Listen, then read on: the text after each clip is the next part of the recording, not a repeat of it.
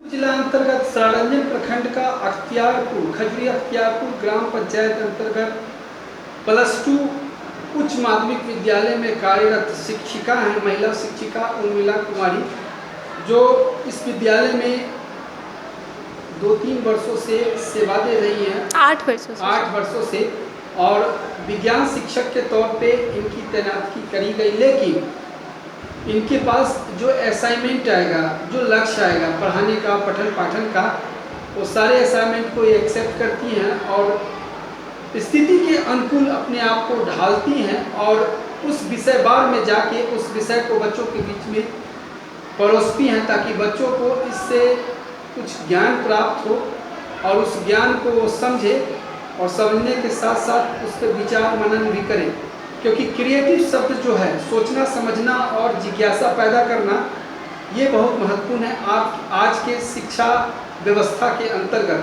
किताबी ज्ञान तो सभी पढ़ते हैं, लेकिन किताबी ज्ञान के साथ अगर क्रिएटिव स्टोरी के तरह या क्रिएटिव फिगर के तरह, वॉइस के तरह या फिर कुछ एक्टिविटीज़ के तरह बच्चों के बीच में अगर आप खबर बनाते हैं या फिर खबर को उसके दिमाग में प्रवेश कराते हैं, तो ये एक उच्च कोटि की शिक्षिका का पहचान निश्चित तौर पे है।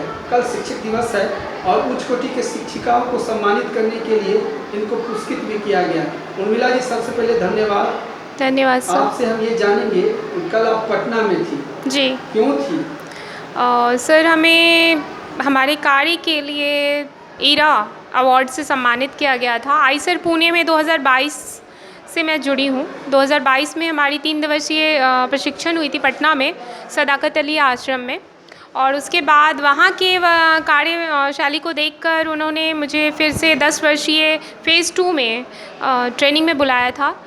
और वहाँ का भी प्रशिक्षण लेकर आने के बाद उन लोगों ने इतने बेहतरीन तरीके से प्रयोगशाला क्या होती है ये मैंने वहाँ जाकर और अच्छे से समझा है।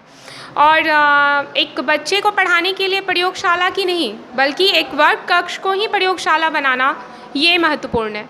और छोटी छोटी एक्टिविटीज़ के ज़रिए किचन्स के कुछ सामान को लाकर आप प्रयोगशाला में जाएं या ना जाएं,